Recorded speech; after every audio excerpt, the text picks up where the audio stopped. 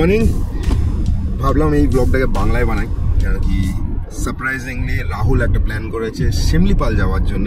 এবার আমাদের বাড়ি থেকে 200+ কিলোমিটার্স এরকম বন্ধু হওয়া চাই যার কাছে মার্সিডিজ বেঞ্জ আছে, আর আমি মার্সিডিজ বেঞ্জ করে যাচ্ছি। ঠিক আছে ভাই, লেভেল বেড়ে গেছে হিমালয়ান 450 থেকে ডাইরেক্ট মার্সিডিজ বেঞ্জ। তো ব্লগটা হবে পুরো বাংলায়। আমি এখন আমার ব্লগ আপলোড করছি গাড়িতে বসে বসে। ঠিক আছে, আমিও বাংলায় কথা বলবো, কেন কি ও হিন্দিতে বানাচ্ছে তো আমি বাংলায় বানাবো বলে দিয়েছি। দ্বিতীয় আমার কাছেও আছে, আমি হিন্দিতে বলবো না, আমি বাংলাতে বলবো। আর আরেকটা কাণ্ড ঘটেছে, সকালবেলা ঘুম থেকে উঠিনি, মালটা আমাকে 7 বার ফোন করেছে, 7 বার। ঠিক আছে, আরো কথা হবে, জার্নি শুরু হয়ে গেছে অলরেডি। আমি আমার কাজ শেষ করছিলাম। ভিউটা দেখতে পারবেন? দেখো না, এরকম না, এইরকম দেখাবো। এইখান থেকে এই ভিউটা দেখুন, এইখানে এই আটকে গেছে, দেখছেন কি ভালো ভিউ লাগছে, খুব ভালো। তো আকাশ পুরো ক্লিয়ার। চলুন যাওয়া যাক একটা নতুন জায়গায়, জঙ্গলের মাঝখানে, শিমলিপাল, বাড়িপাড়া, উড়িষ্যার মধ্যে। দেখা যাক কি কি আছে। আগে কিছু পেটও কিছু ঢোকাতে হবে, দেখা যাক কোথায় গিয়ে দাঁড়িয়ে আমরা কিছু খাওয়া দাওয়া করতে পারি। I need some good breakfast. হ্যাঁ, he needs a very good breakfast. আর যে জায়গাটা বুক করেছে সেটা ওখানে গিয়ে দেখাবো, অসাধারণ। ওটা আমি দেখেছি, আপনাদেরকে পুরো দেখাবো। চলো, খুব মজা লাগবে, রাস্তায় দেখা হবে। Okay bye. KFC থেকে একটু এগিয়ে গিয়ে ওয়াও মোমোতে জীবনটাকে ওয়াও করার জন্য। হ্যাঁ, তো কি বলে রাহুল, জীবনটাকে ওয়াও করার জন্য ওয়াও মোমো। ঠিক আছে, তাও কি হিমালয়ান দার্জিলিং মোমো কোলাঘাটে, তাহলে আলাদাই মজা হয়। ঠিক আছে, হিমালয়ান 450 নিয়ে ঘুরি, হিমালয়ান মোমো খাবো এবার আজকে বসে। সত্যি কথা, মোমো যে খায় না তাকে খেতে হচ্ছে, কেন কি আমাকে সকাল সকালবেলা স্পার্কলিং ওয়াটার খাইয়ে পেটে গুড় করে দিয়েছে। হ্যাঁ, এখন এত জোর খিদে পেয়েছে, খেতেই হবে কিছু না কিছু। তো ওই দিক থেকে আমাদের ভাইও হাসছে ওখান থেকে, ভাই হাসছে ওখান থেকে। সকাল সকাল দুটো পাগল এসে গেছে এখানে। আর 113 কিলোমিটার মতন বাকি আছে অ্যাপ্রক্সিমেটলি। এবার আচ্ছা, লোকেশনটা আমি একটা জিনিস বলছি, এই লোকেশনটা অ্যাকচুয়ালি সিলেক্ট করেছে রাহুল। আমার ইচ্ছা ছিল ঝাড়খণ্ডে, বাট আমরা অনেকজন গিয়ে না ভুল সময় ভুল জায়গায় যাই। আর উড়িষ্যা আর ঝাড়খণ্ড হলো বৃষ্টির সময় বা বৃষ্টির পরে ভিজিট করাটা হলো অসাধারণ, কেন কি ওখানে ক্লাইমেট, ওখানে ওয়াটারফলস সব কিছু ওই সময় প্রপারলি ফর্ম হতে শুরু হয়। তো আপনারাও যখন প্ল্যান করবেন তো জিওগ্রাফিটা বুঝুন, কখন কোন জায়গায় যেতে হবে। যে কোনো সময় যে কোনো জায়গায় চলে গেলে लोड़े लग जाएंगे, लोड़े कोई फायदा नहीं होगा। पूछो हमसे, हम बता रहे हैं, ये जो बोलने जा रहा है इसकी मन की फीलिंग। তো ওই मतलब যেগুলো মানে আগে পুরো দেশের জিওগ্রাফিটা জানবেন, দেশের জিওগ্রাফিটা জেনে সেখানে মুভমেন্ট করবেন। আগে একবারই আমরা ইনভেস্ট করি যেখানে ঘুরতে যাওয়া যায়, বারবার তো আর কেউ করতে পারবে না। না না, অনেকজন না এরকম কথা বলবে না তুমি। আমি অনেকজনকে জানি একটা জায়গা 20 বার যাবে, সেটা ওরা রেকর্ড বানাতে, রেকর্ড মানে সুপার রেকর্ড বানাচ্ছে, ওয়ার্ল্ড রেকর্ড না ইউনিভার্সাল রেকর্ড বানাচ্ছে। কিন্তু ওই জায়গাগুলো তো গেলে না যারা, মানে ও যেটা কথা বলছে আমি ডাইরেক্টলি বলছি, অনেকজন লাদাখ বাইক নিয়ে 10 বার 15 বার করে, কিন্তু একই জায়গায় যায়। কিন্তু লাদাখে অনেক জায়গা আছে যেগুলোকে এক্সপ্লোর করা উচিত। তো প্রত্যেকবার গিয়ে একই জায়গা থেকে যাওয়া জায়গা 15 বার 15টা নতুন জায়গায় লাদাখে ভিজিট করো, সেটা আমার কথা। তো সেরকমই এবার কি বলে রাহুল, যেরকম ZX-10 নিয়ে একটা স্পোর্টস বাইক 1000cc নিয়ে ওভারঅল ইন্ডিয়া, মানে K2K, তারপরে গোল্ডেন JQ, মানে কন্যাকুমারী টু কাশ্মীর, আর এইদিকে তোমার কি বলে অল দ্য 4 মেট্রোপলিটন সিটি, একটা স্পোর্টস বাইক নিয়ে যাওয়া। কিন্তু ও কি করেছিল, সেম উইন্টারে বেরিয়েছিল, ঠিক সময়ের মধ্যে রিটার্ন চলে এসেছিল, তাকে ওর বেশি গরমটাও লাগেনি, আর পুরো এন্টার সবকিছু ভালো করে দেখে 62 কিলোমিটার আর বাকি আছে আমাদের। রাস্তায় একটা জায়গায় দাঁড়িয়ে আমরা ছবিও তুলেছি। এবার আমরা এখন সুবর্ণলেখা নদী ক্রস করছি। এই দেখো সুবর্ণলেখা নদী, এই দিক থেকে দেখানো যাবে। এটা মনে হচ্ছে, হ্যাঁ নদী মনে হচ্ছে না, কেন কি চারিদিকে জল শুকিয়ে গেছে। তুমি বাইরে খুলে দেখে এই দেখো নদী এখন পুরো শুকিয়ে পড়েছে। তো প্লাস আরেকটাও যেটা, তোমরা যখন এখান দিয়ে বাইক নিয়ে বা 4 চাকা নিয়ে আসছো, একটুখানি যখন তোমরা ন্যাশনাল হাইওয়েতে ক্রস করে স্টেট হাইওয়েতে আমরা ঢুকি, একটা পোর্শন ঝাড়খণ্ড, এবার আমরা উড়িষ্যা বর্ডারে ঢুকছি। এবার টাইম মানে একদম প্রপার, যদি আর্চটা দেখতে পাচ্ছ তোমরা তাহলে ভালো, ওই আর্চটা দিয়েই মানে ইন্ডিকেশন যে আমরা উড়িষ্যাতে ঢুকছি, পশ্চিমবাংলা এবার ছেড়ে দিচ্ছি। তো এইসব রাস্তায় গাড়ি যত পারবে আসতে চালাও, কেন কি ভুল বলছিস, এটা বাঙাল আছে, এটা এখনো বাঙাল আছে, সরি এটা এখনো ওয়েস্ট বেঙ্গল আছে, এখনো ওয়েস্ট বেঙ্গল আছে, বাট এইটার পরেই কি বলে উড়িষ্যা বর্ডার চলে আসে 20 কিলোমিটার। তো কী বলে যখনই এইসব রাস্তা দিয়ে আসছো না বাইক বা 4 চাকা নিয়ে, তো খুবই আস্তে আসো। বাসও আসে কলকাতা থেকে এই ধারে, সেই স্টপেজটাও আমি তোমাদেরকে নামটা বলে দেবো কোন স্টপে নামলে যদি তোমরা বাসে আসতে চাইছো কীভাবে তোমরা শিমলিপাল যেতে পারবে।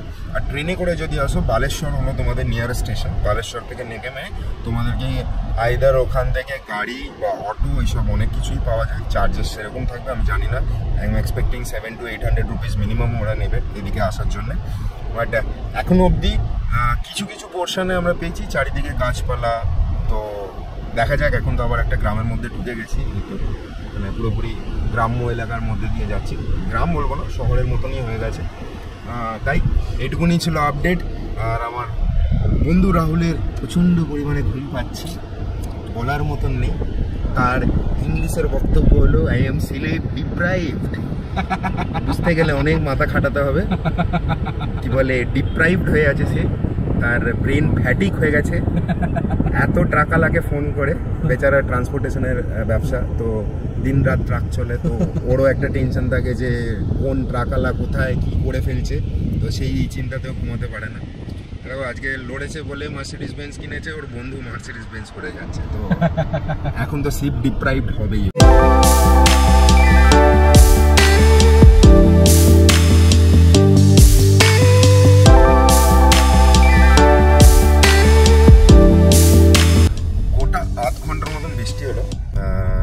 চালানো তো মানে রাহুলের এক্সপিরিয়েন্স নিয়ে ও চালিয়েছে আস্তে আস্তে করে, কিন্তু তারপরে যে আমরা দেখছি এখন ক্লাইমেটটা মানে সামনে আপনাদেরকেও দেখাচ্ছি, দেখুন স্কাইটা দেখুন শুধু, মানে আলাদাই ফিলিং এটা, মানে পুরো ব্লু স্কাই।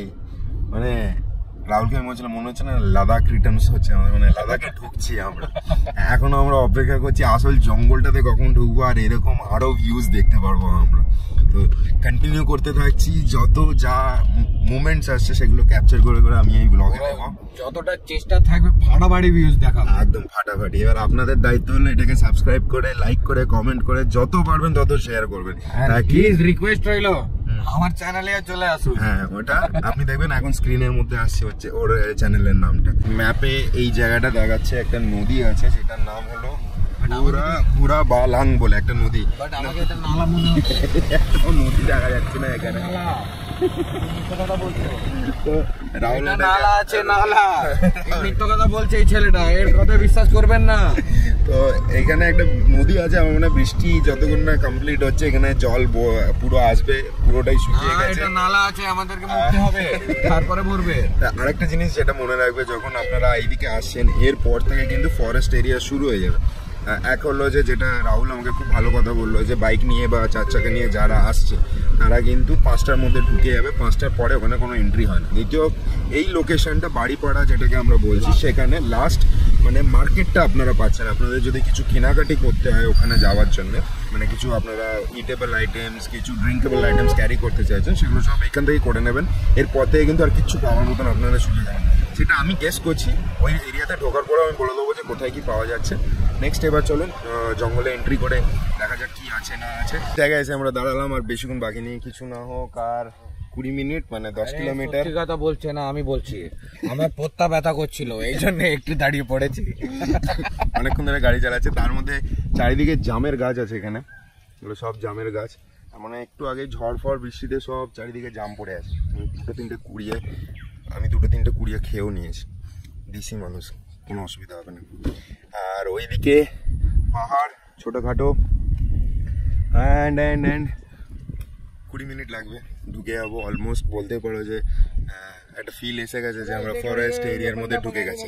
জঙ্গলে এন্টার তো করে গেছি, আর যা অসাধারণ এর দৃশ্য আর প্রকৃতিটাকে দেখে দুজনেই আমরা মুগ্ধ। আমি জানি না কি বলেছে, হ্যাঁ ভাই মানে ইটস নেক্সট লেভেল। বৃষ্টিটা পড়তে এখানে ক্লাইমেটটা সত্যি করে আরো চেঞ্জ হয়ে গেছে, মানে বলার মতন ক্লাইমেট হয়ে গেছে।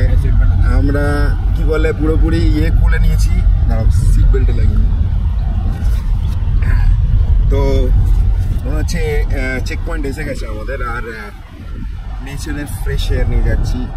চারিদিক ओपन, এইদিকে ओपन, और यहाँ पर ये देखो की biodiversity areas, our Similipal, our pride, elephant project, tiger project, কিছু ইম্পর্টেন্ট বার্ডসেরও আছে।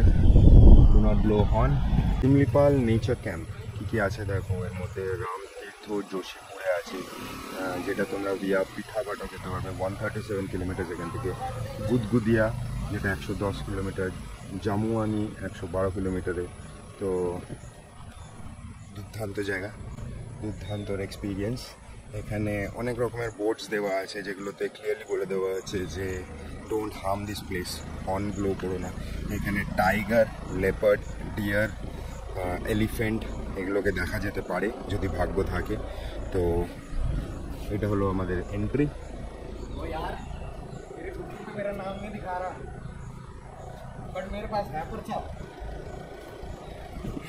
বলছে যে বুকিংয়ে আমাদের নাম নেই, যাই হোক দেখা যাক। আগে ওই জিনিসটাকে সামলে আসি, বলছে আমাদের বুকিংয়ে নাম নেই কেন কি এখানে এন্ট্রি করতে তারপরে আমাদেরকে ঢুকতে দেয়। তো আজকে অবধি কোনো দিন জঙ্গলে সাফারি তো করিনি, ফার্স্ট টাইম ন্যাশনাল রিজার্ভ ফরেস্টে মার্সিডিজ বেঞ্জ সাফারি করছি, যেটা অ্যাকচুয়ালি সেডেন ক্লাস। আর যেরকম রাস্তা অসাধারণ, আমি তো শুধু বলছি, আপনারা দেখছেন না কেন? দেখুন না, এটা দেখুন, দেখুন কি অবস্থা, চারিদিকে জঙ্গল, ঠিক আছে? এই দেখুন পুরো পাড়াবাড়ি সিন, চারিদিকে জঙ্গল, ঠিক আছে পুরো। এবার রাস্তাগুলো আছে, কিছু কিছু লোকেশনসও আমরা ট্র্যাক মানে পয়েন্ট আউট করে রেখেছি, যেগুলোতে হয়তো আমরা কালকে বেরোবো। আজকে কতটা বেরোতে পারবো জানি না, বৃষ্টি পড়ছে, ভালো মতনই পড়ছে এখানে, বলার মতন না। বাট তাও যখন এসছি, দুদিন ভিজেও যদি ঘুরতে হয় ঘুরবো, কেন কি আমরা অনেক কিছু এক্সট্রা জামা কাপড় এনেছি, ঠিক আছে? তো ঘুরবো, নিশ্চিন্তে ঘুরবো, আপনাদেরকে দেখাবো, ঠিক আছে? বাট একটাই জিনিস, যে যখনই আপনারা এখানে আসছেন, বেশি যখন জঙ্গলটা আছে সেখানে দাঁড়াবেন না, একটুখানি রিস্ক হয়ে যাবে। যদি বাইক নিয়ে আসছেন 4 চাকা বলে তাও কোনো প্রবলেম নেই। আর 5টার পরে তো একদমই এখানে বেরোতে দেয় না, তো বেরোনোর কোনো ইয়েও নেই। এইদিকে রাস্তায় তো ঢুকতেও দেবে না। হ্যাঁ, আর এইদিকে কি বলে একটা ওয়াটারফল আমরা দেখেছি, কি বলে দুটো নেউলে ক্রস করলো রাস্তা দিয়ে, নেউলেই দেখতে পারলাম এতক্ষণে, ঠিক আছে? যাই হোক, এবারে টাইগার দেখনা পার হতে হবে, ওইটাই দেখার ইচ্ছা আছে। বাঘ ক্রস করছে, মার্সিডিজ বেঞ্জ সামনে দাঁড়িয়ে আছে, সামনে তো আগে উপর, ঠিক আছে? যাই হোক, ব্লগটা এখানেই আমরা এখন আটকাচ্ছি, কন্টিনিউ করুন, কেন কি এখনো আমরা আপনাদেরকে রিসর্টটা দেখাই। আর এসে গেছি আমরা ফাইনালি আমাদের ডেস্টিনেশনে, লুলুং অরণ্য নিবাস। কাছে পুরো জল, একটুখানি নামিয়ে আপনাদেরকে দেখিয়ে দিচ্ছি। এ আবার বলে যায় একবার টিপে নামাতে, এ তো নামছেই না। এই দেখুন লুলুং অরণ্য নিবাস।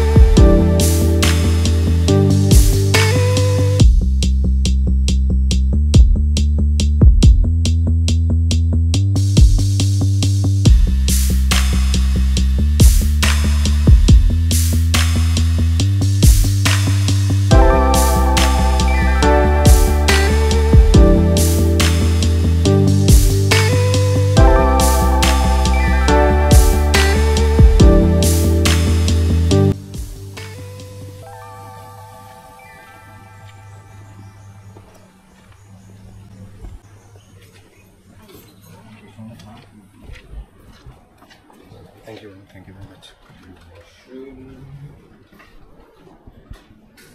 ये रहे हम दो यार, कर रहे मौज। ये हमारा रूम, और यहाँ पे बोला गया यहाँ पे है रिवर साइड व्यू, बालकनी भी दी गई है यार।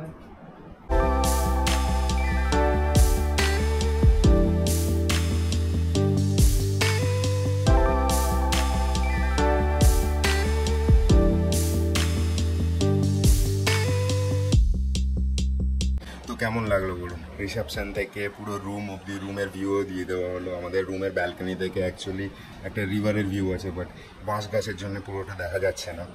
আর পুরো ফরেস্টের মাঝামাঝিতে এটা আছে, পুরো মাঝামাঝিতে না, একটুখানি ভেতরের দিকে আছে, মানে গেট থেকে অলমোস্ট 4 কিলোমিটারের মতন। প্রাইস অ্যান্ড অল লাস্টে বলছি আমি। ইভেন আপনারা অনলাইনেও চেক করে নিতে পারেন, কন্ট্যাক্ট ডিটেলস ডিসক্রিপশনে সব কিছুই থাকবে। খাবারের কীরকম দাম সেটাও আমি বলে দেবো। ফ্রেশ হব, একটুখানি লাঞ্চটা করব, তারপরে একটুখানি এদিক ওদিক কন্টিনিউ থাকুন, আরও অনেক কিছু আছে দেখতে পারবেন। আর এখানে রাহুল অলরেডি কেলিয়ে পড়েছে।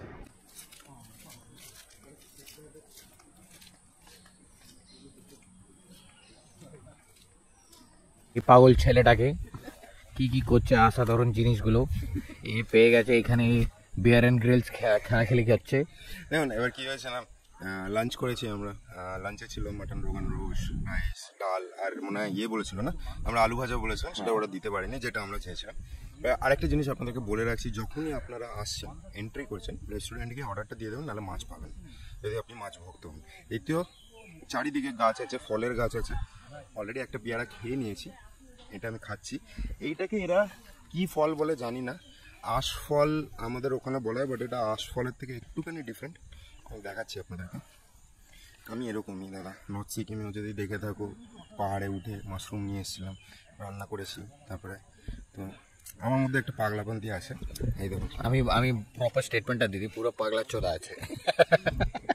এবার এটাকে আমাকে প্যাক করাতে হয়, ঠিক আছে, ডিপ করাতে হয়। একদম করবে না, আপনারা বুঝে গেছেন, এটাই বক্তব্যটা ছিল। এই দেখো, এইটা হলো ফলটা পুরোপুরি, মানে এই হলো ফলটা।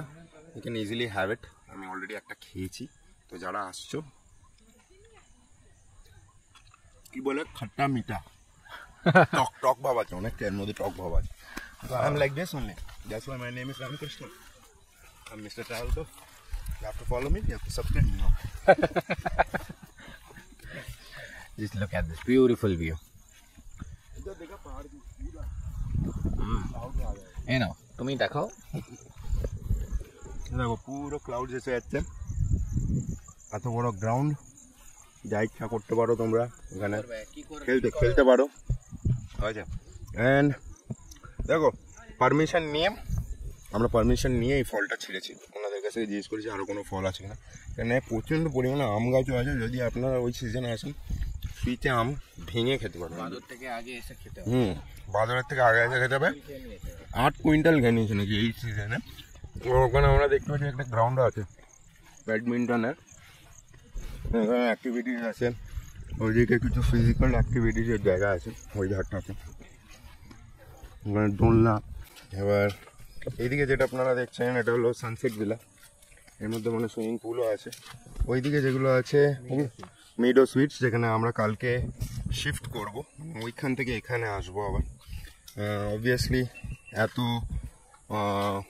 আইসোলেট প্লেসে আছে মানে এর দামও বেশি হবে।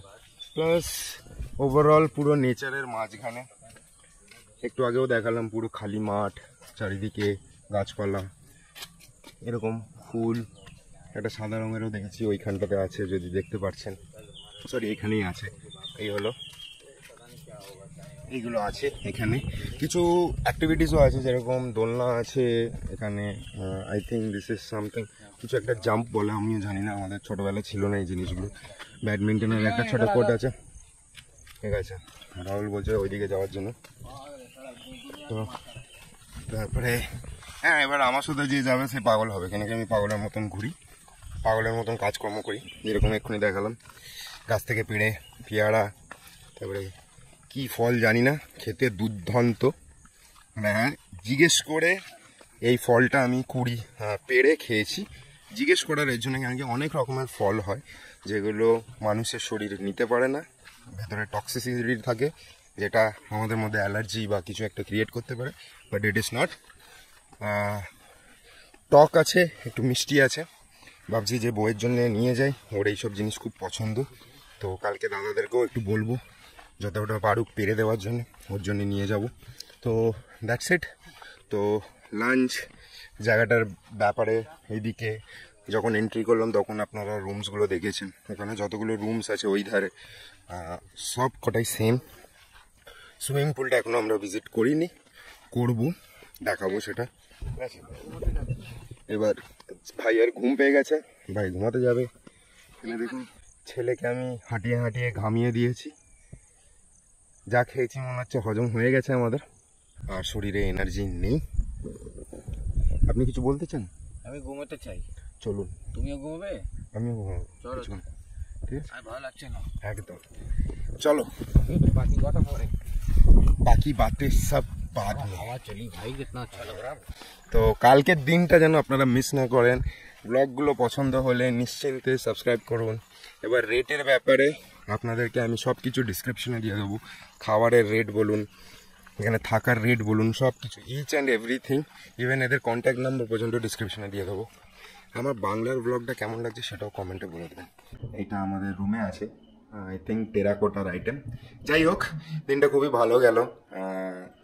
রাহুল আর আমি প্রচন্ড পরিমাণে এক্সপেরিয়েন্স অফ ওড়িশা, মানে প্রচন্ড পরিমাণে টায়ার্ড হয়ে গেছিলাম। লাস্ট আপনারা যখন দেখলেন এসে ঘুমিয়েও পড়েছিলাম।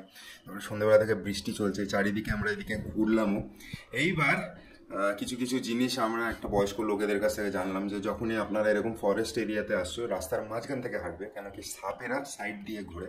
তার আগে অবধি আমরা সাইড দিয়ে ঘুরছিলাম, তো একটুখানি আমাদের মতো সতর্ক হলো। উনি কিছু জায়গার নাম বললো, সেগুলো আমরা আজকে বলছি না, কালকে আমরা যাবো। কিন্তু কিছু জায়গা ভিজিট করা যাবে না, কেন কি এখন ফরেস্ট বন্ধ আছে। অ্যানিমাল সাইটিং হয়, মানে অ্যানিমালসের ব্রিডিং টাইম হয়, তার জন্যে আমরা একদমই কোনোভাবে আমাদেরকে ফরেস্টে অ্যালাউ করবো না। যতটা অ্যালাউয়েন্স আছে আমরা কালকে গাড়ি নিয়ে বেরোবো, যা যা আছে খুচকাচ দেখবো। কালকের দিনটা পুরোটাই এক্সপ্লোরিং থাকবে, এইটুকুনি।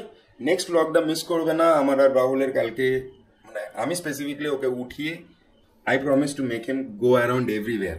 ঠিক আছে, চলো। সবার ভালো লাগলে ভিডিওটাকে লাইক করো, কমেন্ট করো, শেয়ার করো নিজেদের বন্ধুদের সাথে, আর সাবস্ক্রাইব করতে ভুলো না।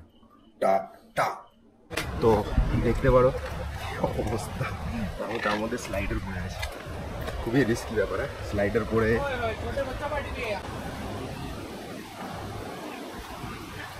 পুরো একদম সামনাসামনি এসে সামনে রাস্তাটা দেখতে থাকো আর হাঁটতে থাকো। এখানে মনে হচ্ছে পা ফেলা সুবিধা, এখানেই পা ফেলবে। এই দেখুন, এই ছেলেটা এখন কি বাথরুমে করছে। এটা আমার কোনো রিস্ক নেই, আমি মানা করেছি।